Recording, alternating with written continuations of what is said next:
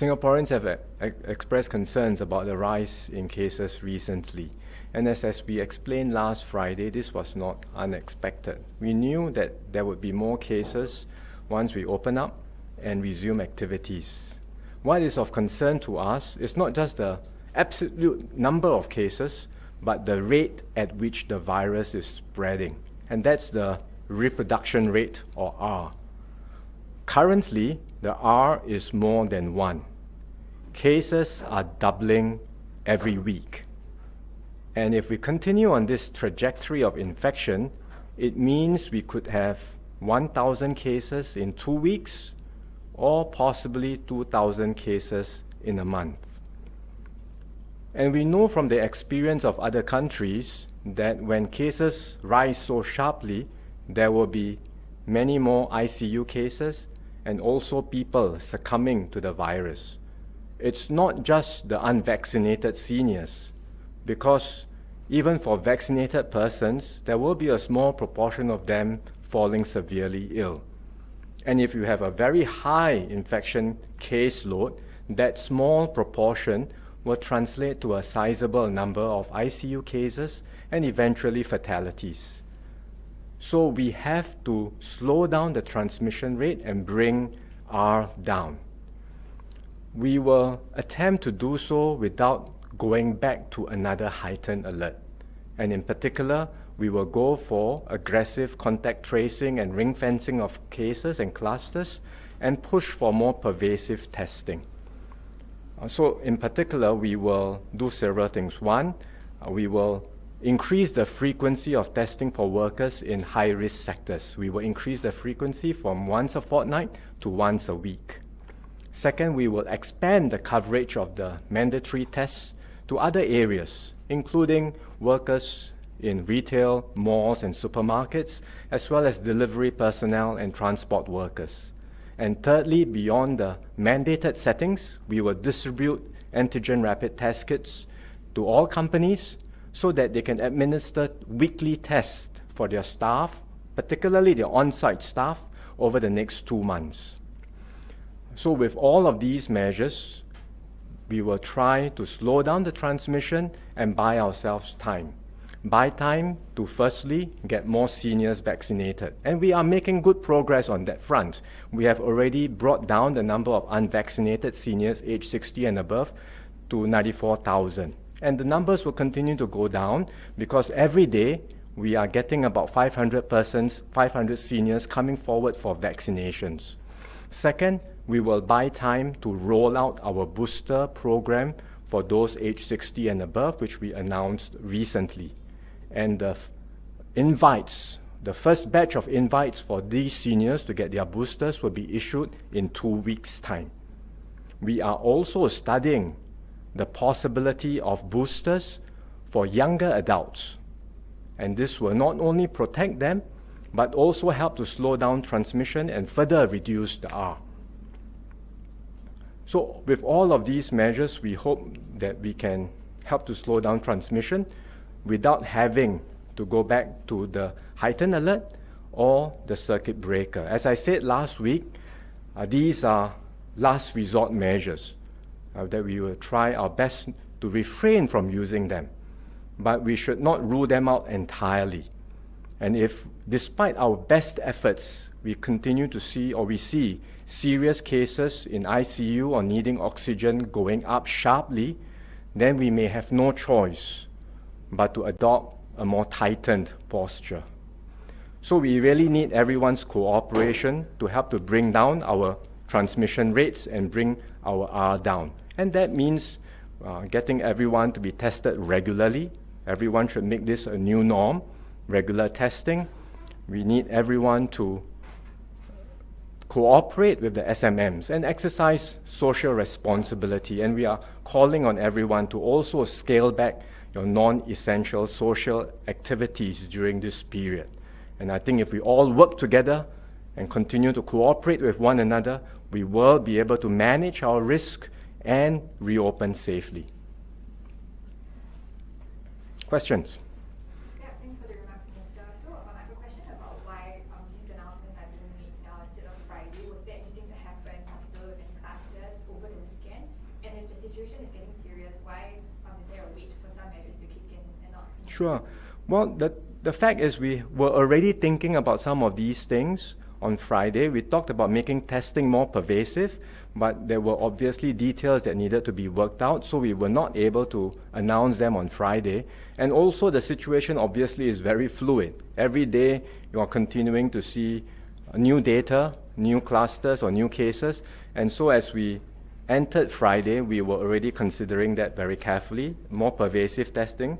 But then as we saw the additional data unfolding over the next few days, and as we worked out the testing procedures, we decided that we had to move faster to put in place these additional protocols, which we are now announcing today. If the reproduction rate is increasing at this level, I mean, every week is doubling. So we are talking about that kind of exponential increase, which means that, each day you have to, learn something new and move as fast as you can. Minister, question on the social gathering. So now we are asking people to limit their social gathering to 1 per day. Why not instead of cutting from 5 to 2 per day? Sure. So a cutback of 5 to 2 or even 2 to 0 would essentially mean going back to a heightened alert. It means adopting a generally more tightened posture.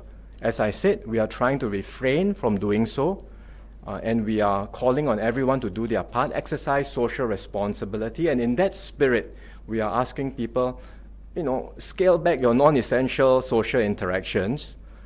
You don't have to have the mindset that you are maximizing to the limit your ability to go out, right? Because yes, you can go out to dine, but scale back during this period because every effort counts. And if all of us do our part by getting tested regularly, by scaling back interactions, we will be able to slow down the transmission. Thanks, Minister. I'd like to ask about the difference between the health risk warnings and the health risk alerts. What is the threshold for someone to get HRA and someone to get an HRW? So there are multiple rings in our contact tracing approach. We have explained that before. The most highest risk are the close contacts, which will be issued quarantine orders. This means you have been in a close contact with that infected case, we have been identified, and quarantine order issued. Beyond that close contact, we have 2 other rings. The next bound would be the health risk warning, and that would be beyond the close contacts, but we think there is some risk of exposure. There are some thresholds which the professionals use. They can elaborate further, but that wider ring will be issued a health risk warning, and it means it's required of that person to step forward for a test. You have to be isolated before you get a negative test, and then over the next 14 days, you do your DIY antigen test kits, and then a negative test on day 14. So that's a requirement, right? Then the most outermost ring is where we are just casting the widest possible net. Let's say you are in a mall at the same time as we saw a cluster, and you may not even have any interactions with that infected person, but potentially you will at the same time based on your safe entry data. And then in that very wide ring, we will issue a health risk alert just to notify you and ask you to take the necessary precautions. So those are the multiple rings which we have already put in place, but we will cast that net wider, which means that more people will potentially get alerts, either a health risk warning or a health risk alert. And we again seek everyone's cooperation. When you get one of these, please do your part and take all the necessary measures seriously.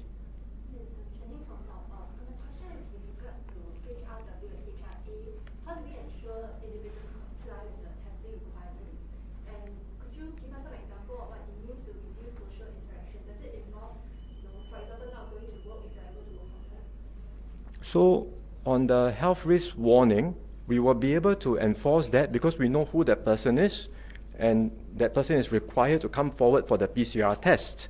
And even when they do the subsequent, after the first PCR, they have to administer the test, the ART in between, and we will ask them to report and show, right? So there will be monitoring of the testing done for HRW. For HRA, it's really, it's not mandated to begin with, so it's really more on a encouragement, and we strongly encourage everyone who gets a health risk alert to take the necessary precautions, which means minimize your activities. But if you are not feeling well, then immediately you know there's a sign that something may be not right. Even if you're feeling under the weather, then quickly see a doctor. Or, we are giving out test kits now to every home, so they should be able to use the test kits also on themselves at home. So it's just to raise the consciousness and make people more aware. So that's on the first question. On the second question, what was it? What does it mean to... Well, we are, again, this is not enforceable, right? So it's an encouragement to everyone, scale back non-essential, and we say one contact per day. So imagine if somebody says, look, now it's five persons rule, all vaccinated, I can go out for breakfast, lunch, dinner, and I can have, I can even do a house visit after dinner. I can have multiple contacts. Yes, it's permitted under the rules. But I think the more we circulate, the more we are out and about, there is always a chance that we, by circulating around so much, may inadvertently become the source of the next super spreader event. And we are trying to ask people, please hold back, particularly during this period where there are so many cases and where the virus is spreading so quickly. Just scale back, cut back your social interactions, if possible. Go out if you need to, but if they are non-essential activities, scale back, exercise some restraint and moderation. For work from home, that continues. We have already provided the guidelines that 50% of staff who can work from home can now go back to the office. So that remains. We are not changing that guideline, but we are asking all employers to test regularly the staff who are working on site. And as I said, we are going to distribute ART test kits to employers so that they can administer these weekly tests for their staff who are working on site in order to ensure that their workplaces remain safe. Minister, with this spike in number of cases and the appearance of big clusters recently, how will this strengthening of public health actions have an impact on our vaccinated travelers with Germany and Brunei that will commence in 2 more days? We are continuing to, with all the announced activities and the programs and pilots and the vaccinated travel lanes that we have announced, we are continuing. So we are not stopping any of the things that have been announced. We are not taking, we are not going back to a heightened alert. We are not tightening up restrictions. We are not doing that. What we are trying to do, as I said, is to try our best to refrain from having to adopt a tightened posture, but still be able to slow down transmission as much as we can through more aggressive contact tracing, more widespread testing, and finally, by everyone doing their part and exercising social responsibility. So it's a reflection of our new phase, that we have a much higher level of vaccine coverage and protection, and therefore we don't have to go back to the heightened alert or tightened posture restrictions, but we can hopefully slow down transmission with all of these measures. But as I said, if despite our best efforts, we find that the number of serious cases needing oxygen and ICU care goes up sharply, then we may have no choice but to tighten our overall posture. So we should not rule that out. Thanks, Mr. Wong. I have a question about the booster shots. So I understand that Singapore has been donating some of our vaccines to other countries, such as Australia. And considering that booster shots are looking like necessary for vaccinated individuals, could these vaccines that were donated have been used to kickstart the booster program earlier in Singapore, or have been administered to other demographics of Singapore? Sure. The swabs that we have engaged in do not in any way delay the timing of our booster program.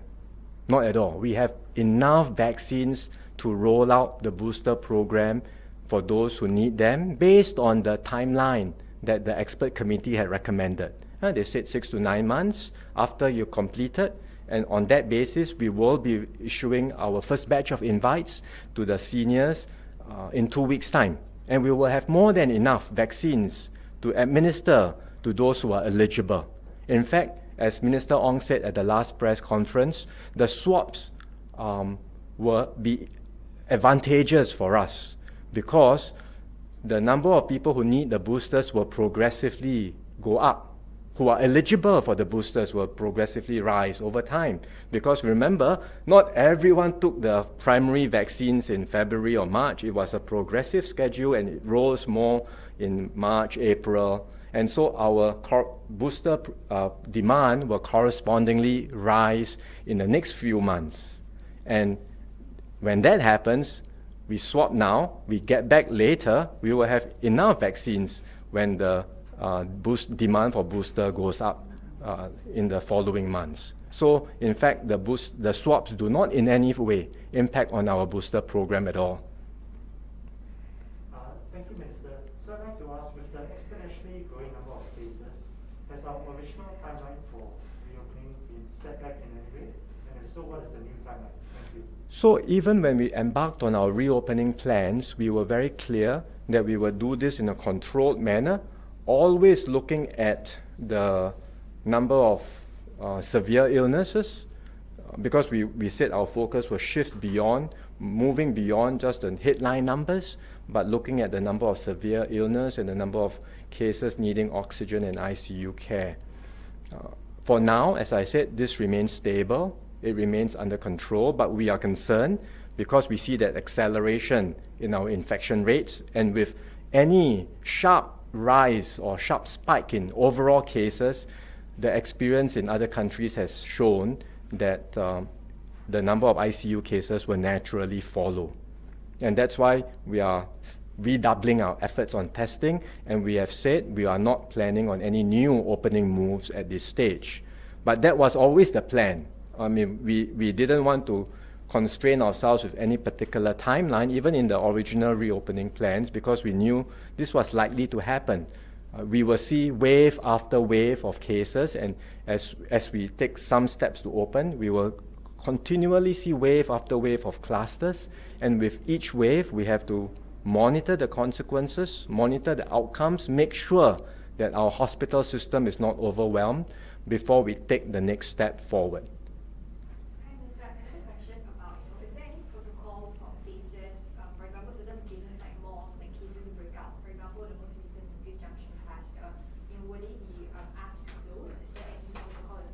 Those are existing protocols. The healthcare professionals, public health experts looking at this, if they see that there is an active cluster in any particular location, then they may take beyond a certain threshold, beyond the close contacts and quarantine, and beyond the HRWs and the HRAs that are going to be issued, they will consider taking actions to close that particular site. It could be a work site, it could be a mall, it could be a market or hawker center. We have done that continuously over the, throughout the year, and that posture remains.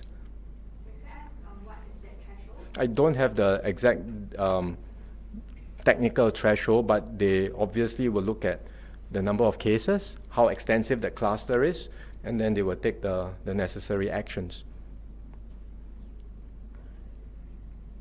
Yeah, any more questions? Could I ask one more then? Yes, of course. With regards to the FET testing, Yes. I understand it's going to be possibly extended to more community settings as well.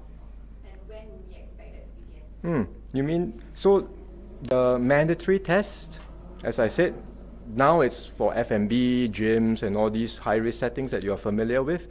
We will increase the frequency from 13 September, once a fortnight to once a week. For the expansion of these mandatory tests to other settings, I mentioned a few just now, mall, retail staff, supermarket, delivery, transport. The agencies are working on a timeline, so it's not going to be 13th September. That would be a little too fast, but they are working on a timeline to get these companies onboarded, and then eventually they will be put on the mandatory regime. So the agencies will give more details in due course, but they do need a little bit more time to onboard the companies and workers. Is there any plans to distribute ART kits to schools as well?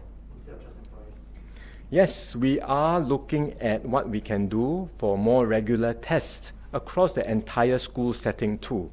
So that's a work in progress. We are looking at ways in which we can get, it's really the method of testing, especially for children. I think if you are in your teens and older, university, higher institutions of higher learning, not such a problem. But for children, there is an issue of, well, even for the ART kits where the no swab doesn't go all the way in, but for young children, are they able to do it properly? And how to administer these tests. So we are also studying whether there are other methods of sample collection that can be convenient and accessible, and that would be suitable for both preschools and children in primary schools. So that's something that we are working on quite actively, and we hope to have a solution quite soon. Minister, may I check, because now we're encouraging people to do self-testing. So last week actually you announced that they can go to the quick testing center. Yes. But because it's self-pay, so do we roughly know how much is the cost? Because a lot of Singaporeans actually concerned. Of the quick test center, I don't know how much they are charging, but the cost of a test kit is, you can get it at $10 or I think thereabouts in a pharmacy. And I think it's worth, we have given out some test kits, people can do it themselves, but if they want to do it at a quick test center, we are opening up our test centers for them to do so. And beyond the test centers, last week on Friday, we said we are planning to expand the number of sites all around the island so that it will be much easier and faster for people who need to get tested, beyond doing it at home, which you can. And then, there are ways in which you can monitor these self-tests at home. You can do a video, you can show to the employer. So these are supervised self-swabs, right? But beyond that, we intend to make testing at these test centers, test sites more accessible and convenient. And so we are also working on something to expand the number of quick test centers, and we will put out details when we are ready.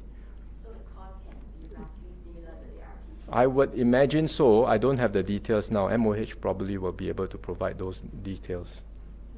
For HRW and HRA, will the test be subsidized if people receive this alert?